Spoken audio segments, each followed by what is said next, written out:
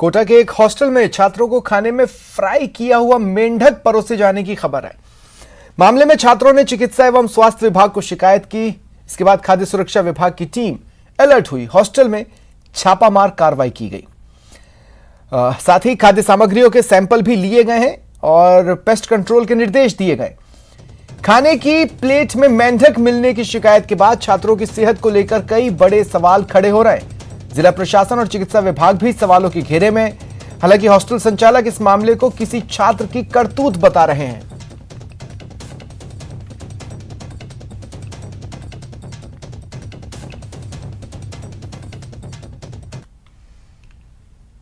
जोधपुर दौरे पर हैं मुख्यमंत्री अशोक गहलोत और इस बीच वहां की सड़कें जो कि बेहद खराब हालत में हैं, उन्हें देख नाराज हो गए। सीएम ने पब्लिकली अफसरों की क्लास लगा दी। सीएम ने कहा, लोग क्या कहेंगे, मुख्यमंत्री के जिले में पोस्टेड हो और सड़कों की स्थिति सही नहीं है, हर हाल में सड़कें सही करनी है। इधर पट्टे जारी करने की जो गति है, जो काम है, उस पर भी अधिकारियों पर उन्होंने नाराजगी जताई।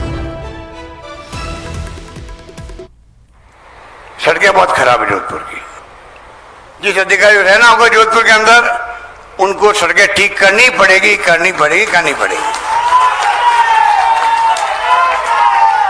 क्योंकि चाहे नगर निगम हो, चाहे वो जेडीए हो, चाहे वो जिला प्रशासन हो, पीडब्ल्यूडी हो, उनको इतना तो समझना चाहिए कि यार आप लोग मुख्यमंत्री के जिले में पोस्टिंग किए हुए हो, तो लोग क्या सोचेंगे, मुख्यमंत्री के जिले में सड़कें खराब है। उस नाते ही आपको आगे बढ़ के काम करना चाहिए। प्रशासन सर्वसंग अभियान चल रहा है, अब पट्टे देने में आनाकानी कर रहे हैं। हमने कोई 50, 70, 80, 100 बदलाव कर दिए कानून के अंदर जयपुर में बैठ करके, और 500 रुपये में पट्टा मिल रहा है। 500 रुपये में पट्टा बताइए, तब भी इनकी कलम नहीं चलती है। जोधपुर के लोग नौकरी कर रहे होंगे नगर निगमों के अंदर, जेडीए के अंदर, उनको तो लिहाज करना चाहिए कम से कम। हम यहाँ के जाए जन में हैं, यहाँ पर हम नौकरी कर रहे हैं, हमारी ट्रांसफर भी नहीं हो रही है, फिर क्या उनको आगे बढ़ के नहीं करना चाहिए गरीबों का? या 50 साल बैठा हुआ कल वो कुछ काम करेगा, बैंक का लोन नहीं मिलेगा उसको, पट्टा देने में आनाकानी कर रहे हैं। मुझे बड़ा अफसोस होता है कि आप तनख्वाह अच्छी मिलती है आपको, रजिस्ट्री कैसे मैंने निकाल दिया अभी, ओल्ड एज पेंशन लागू करके हिंदुस्तान में इतना बड़ा चर्चा का विषय बन गया है। प्रदेश में वन भूमि पर अतिक्रमण के मामले लगातार बढ़ रहे हैं। एक और वन विभाग अभियान चलाकर प्रदेश में ज्यादा से ज्यादा वन भूमि को मुक्त करवाकर हरियाली को बढ़ावा देना चाहता है। वहीं दूसरी ओर भूमाफिया लगातार वन भूमि को निशाना बना रहे हैं। खुद वन विभाग के आंकड़ों में ही साल दर साल वन क्षेत्र में हो रहे अतिक्रमण में इजाफा दिख रहा है। वन विभाग के नए मुखिया भी कहते हैं, जो लोग वन भूमि पर बुरी नजर डालते हैं वो सावधान रहें, क्योंकि भूमाफिया वन विभाग के खिलाफ सख्त एक्शन लेगा। अतिक्रमण के विरुद्ध तुरंत कार्रवाई हम करते हैं। अगर एक वन मंडल का स्टाफ कम पड़ता है तो हम समीप से वन मंडल से स्टाफ लाते हैं। तो बहुत ही त्वरित और सख्त कार्रवाई की ज़रूरत पड़ती है इसमें। अवैध खनन में जिला प्रशासन और पुलिस और सभी का सहयोग हम लेते हैं। तो कम से कम 30-35 हज़ार हेक्टेयर, जो जैसा मुझे बताया गया कि किसी न किसी रूप में, भले पूरे क्षेत्र में ना रहा हो, लेकिन कहीं न कहीं छोटा छोटा जो अतिक्रमण था उस सबको हम हटा चुके हैं। भूमाफियाओं के लिए राजस्थान में वन भूमि शुरू से ही बहुत सॉफ्ट टारगेट के रूप में देखी जाती रही है। लगातार भूमाफिया वन भूमि के ऊपर अतिक्रमण करते रहते हैं और राजस्थान में जो 20% भूभाग पर हरियाली फैलाने का ख्वाब है, वो वन भूमि पर लगातार बढ़ते अतिक्रमण की वजह से पूरा नहीं हो पाता है। हालांकि वन विभाग की ओर से समय समय पर कार्रवाई की जाती रही है, लेकिन अभी भी एक बड़ा हिस्सा भूमाफियाओं के कब्जे में है। वन विभाग लगातार राजस्थान के अलग अलग संभागों में कोशिश कर रहा है कि कार्रवाई करके वन भूमि को भूमाफियाओं के चुंगल से आज़ाद कराया जाए। उम्मीद की जानी चाहिए कि राजस्थान की जो वन भूमि है वो जल्दी ही जो भूमाफियाओं के कब्ज़े में है उससे आज़ाद होगी और प्रदेश के अंदर जो हरियाली बढ़ाने का ख्वाब है, उसके अंदर जो रुकावटें और अड़चनें आ रही हैं, उन्हें दूर किया जा सकेगा। कैमरा पर्सन यासीन के साथ में अरबाज अहमद, न्यूज़ 18 के लिए जयपुर से। जैसलमेर शहर से 12 किलोमीटर दूर स्थित भगवान गणेश के ऐतिहासिक चुंधी गणेश मंदिर में प्रतिवर्ष की भांति इस वर्ष भी बुधवार को गणेश चतुर्थी के अवसर पर मेला लगाया जाएगा। कार्यक्रमों और व्यवस्थाओं को अंतिम रूप दिया जा चुका है। इस बार गणेश चतुर्थी मेले को विशेष रूप से भव्य और आकर्षक रूप से मनाने के लिए मंदिर परिसर को सजाया गया है। इस क्रम में मंदिर परिसर में सैकड़ों भक्त मिलकर लड्डू बांधने के लिए पहुंचे। इस मौके पर सहयोगी श्रीकांत व्यास ने जायजा लिया।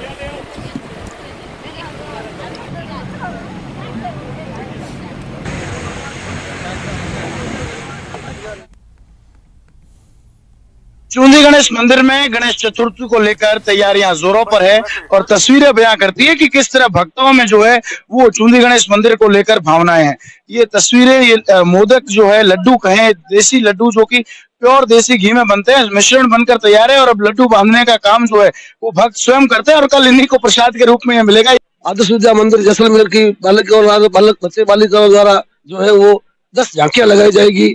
कल जो है शाम को एक विशाल भजन संध्या का भी आयोजन होगा और उसके साथ में जो दर्शनार्थी आएंगे उनके लिए माकूल व्यवस्था है सुरक्षा की दृष्टि से और पूरा जो है लाइनिंग व्यवस्था से उनको दर्शन करने का काम किया जाएगा। इस मेले में जो लगभग जो है हमारी समिति के जो गणेश चतुर्थी की समिति बनी है उसके सैकड़ों कार्यकर्ता ये आज से 15 दिन से लगते हैं और कल जो है दूसरे भी भक्त जो है वो अपनी सेवा निस्वार्थ सेवा देने आएंगे। तस्वीरें जो है वो मैं आपको एक बार फिर दिखाना चाहूंगा किस तरह से भक्तों में उत्साह है और कल जो भक्त यहाँ दर्शन करने के लिए आने वाले हैं, घर देने वाले गणेश भी यहाँ इन्हें कहा जाता है, तो कई जो है दूर दराज से लोग यहाँ पहुंचते हैं और अपने आशियाने की उम्मीद लेकर यहाँ आते हैं और उनकी जो उम्मीद और आशा है वो भगवान पूरी करते हैं। तो लगातार जो है भक्तों की संख्या दिन प्रतिदिन बढ़ती ही जा रही है। यहाँ पर कुछ और तस्वीरें भी हैं, मैं दिखाना चाहूंगा। आगे कुछ युवा साथी है वो भी जो है लगे हुए हैं और इन तस्वीरों से आपको समझ आ ही रहा होगा कि लोग यहाँ पर भावनात्मक रूप से किस तरह जुड़े हुए हैं। हमारे साथ कुछ समिति के लोग हैं, उनसे भी बात करते हैं। क्या कुछ तैयारियां जो है की गई है कल के मेले को लेकर? कल के मेले के लिए तैयारी पूरी की गई है। सुबह 7:15 बजे आरती होगी और उसके बाद दोपहर में आरती 12 बजे होगी और शाम को 7 बजे आरती होगी। उसके बाद पूरा भंडारा है। भंडारे में करीब 20,000 लोग भंडारे प्रसाद लेंगे। 40 से 50,000 लोग जो है इस मंदिर में दर्शन करने पहुंचेंगे और 20,000 लोगों के भंडारे की जो है वो समिति ने तैयारियां पूर्ण कर ली है। और सबसे बड़ी बात कि प्रसाद के रूप में मिलने वाला जो भोग है वो खुद भी सारे जो यहाँ के भक्त है वो मिलकर बनाते हैं और लगातार जो है वो ये तस्वीरें यहाँ से साफ बयां करती है कि किस तरह भक्तों में कल के मेले को लेकर उत्साह बरकरार है। करीब 14 से साल पुराने इस मंदिर को देखने के लिए देश और विदेश से भी लोग आते हैं और जैसलमेर का ये मेला हर किसी के लिए आस्था का बड़ा केंद्र है। श्रीकांत व्यास, न्यूज़ 18, चूंदी गणेश मंदिर, जैसलमेर।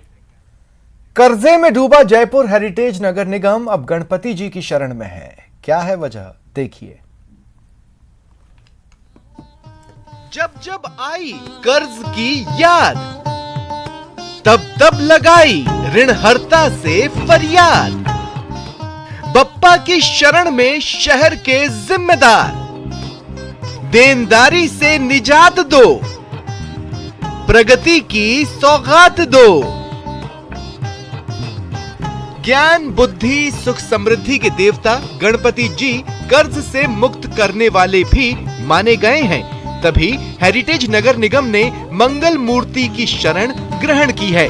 महापौर ने प्रथम पूज्य को नमन कर उनसे इस कर्जे से मुक्ति और निगम की तरक्की की कामना की। है, लेकिन मुझे जहाँ तक समझ में आता है नगर निगम पर हमेशा ऋण के क्राइसिस चलते रहते हैं, तो ये भगवान ने खुद ही स्वतः महाराज जी को ऐसे ध्यान में लाते हुए ये नाम खुद ही रखवाना चाहा होगा, तभी उनके दिमाग में ये आया। और मैं मानती हूँ नगर निगम के जिस तरीके से ऋण रहता है हमेशा, और ये हमेशा से रहता है क्योंकि जनहित के कार्य हैं, नगर निगम की आय बहुत कम है, तो मैं मानती हूँ ये नाम बहुत ही भगवान ने खुद ने सोचा समझा कर ही रखा है। तो ईश्वर की शरण में जाने पे कहते हैं कि सारे काम हो जाते हैं, तो ऐसे में ऋण भी उतरेगा उम्मीद रखते हैं। और क्या आर्थिक स्थिति निगम की सुधरेगी, आप उम्मीद करते हैं? देखिए बिल्कुल, भगवान की शरण में जाने से सब कुछ होता है, लेकिन इसके लिए प्रयास हमें खुद ही करना पड़ेगा और हम प्रयास कर रहे हैं। हमारे रेवेन्यू के लैंड्स बैंक का प्रसंगवश हेरिटेज नगर निगम में स्थापित भगवान गणपति का नाम ऋणहर्ता गणेश है और इसकी जरूरत भी है। हेरिटेज नगर निगम की देनदारी की कहानी आंकड़ों की जुबानी। हुडको 25 करोड़, ठेकेदारों की देनदारी 80 करोड़, कर्मचारियों का एरियर 40 करोड़, रिटायर्ड कर्मचारियों की ग्रेजुटी और पीएल 15 करोड़, दूसरे भत्ते 5 करोड़। भगवान की शरण में जाने से सब कुछ होता है, लेकिन इसके लिए प्रयास हमें खुद ही करना पड़ेगा और हम प्रयास कर रहे हैं। हमारे रेवेन्यू के लैंड्स बैंक का चिन्हित करके हम उन्हें ऑक्शंस भी कर रहे हैं। रेवेन्यू पे भी हमने लीज को मतलब कि टारगेट किया है, ज़्यादा से ज़्यादा लीज इस बार जमा होनी चाहिए। यूडी टैक्स में भी हम स्पैरो से भी लगातार मैं मीटिंग ले रही हूँ कि स्पैरो का जितना काम होना चाहिए उतना नहीं है और मेरा पूरा फोकस इस समय रेवेन्यू पे है। निगम के सिर पर देनदारी का बड़ा बोझ है, जबकि राज्य सरकार से इसे सिर्फ 18 करोड़ ही मिलते हैं। जानकारों के मुताबिक जयपुर में 2 निगम बनाए जाने के बाद पहली बार अस्तित्व में आए हेरिटेज नगर निगम की आर्थिक दशा शुरू से ही गड़बड़ाई हुई है। निगम ने इसे लेकर कोशिशें भी की, लेकिन सही प्लानिंग, वित्तीय प्रबंधन का अभाव, कर्मचारियों की अधिकता और पुरानी देनदारियों समेत कई ऐसे कारण रहे जिससे निगम की आर्थिक सेहत खराब रही। बहरहाल अब जब मेयर ने भगवान गणपति से गुहार लगाई है तो उम्मीद की जा सकती है कि सुख समृद्धि और रिद्धि सिद्धि के स्वामी गणपति निगम की डगमगाती नैया भी पार लगाएंगे। न्यूज़ 18 राजस्थान के लिए जयपुर से महेश दाधीच की रिपोर्ट। आज से जैन धर्म का दिगंबर संप्रदाय पर्युषण पर्व मना रहा है। गौरतलब है, जैन धर्मावलंबी भाद्रपद मास में पर्युषण पर्व मनाते हैं। श्वेतांबर संप्रदाय के पर्युषण 8 दिन चलते हैं। 8वें दिन जैन धर्म के लोगों का महत्वपूर्ण त्योहार संवत्सरी महापर्व मनाया जाता है। इस दिन यथाशक्ति उपवास रखा जाता है। पर्युषण पर्व की समाप्ति पर क्षमा याचना पर्व मनाया जाता है। उसके बाद दिगंबर संप्रदाय वाले 10 दिन तक पर्युषण मनाते हैं। उन्हें वे 10 लक्षण धर्म के नाम से संबोधित करते हैं। 10 लक्षण महापर्व जैनों की आस्था का पर्व, जैनों की साधना का पर्व, भगवान जिनेंद्र की मंगलमय आराधना का पर्व। जैन धर्म त्याग तपस्या प्रधान धर्म है। सारी दुनिया खा पी करके धर्म की आराधना करती है, धर्म का उत्सव मनाती। ग्रामीण ओलंपिक में दिव्यांगों का भी दम देखने को मिल रहा है। खेलों के महाकुंभ में बच्चों के दादा दादी, चाचा चाची, नाना नानी, मम्मी पापा भी खेलते नजर आ रहे हैं। सोमवार से राजीव गांधी ग्रामीण ओलंपिक खेलों का आगाज हो गया। इसमें न सिर्फ महिलाएं और पुरुष बल्कि दिव्यांग भी दम दिखा रहे हैं। खास बात यह है कि खेलों के इस महाकुंभ में बच्चों के दादा दादी, चाचा चाची, नाना नानी और मम्मी पापा भी खेलते नजर आ रहे हैं।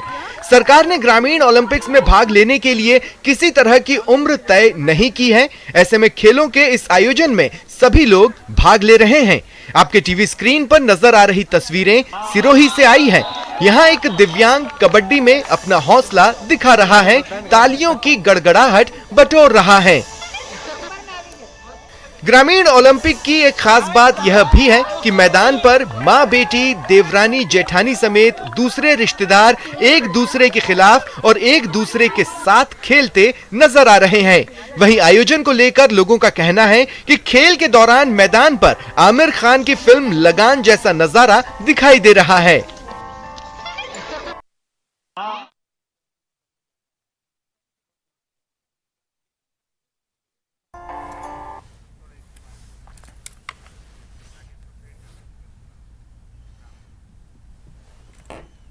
तो देखिए, सोमवार से ये ग्रामीण ओलंपिक्स शुरू हुए हैं और इसमें हर एज ग्रुप के लोग खेल रहे हैं।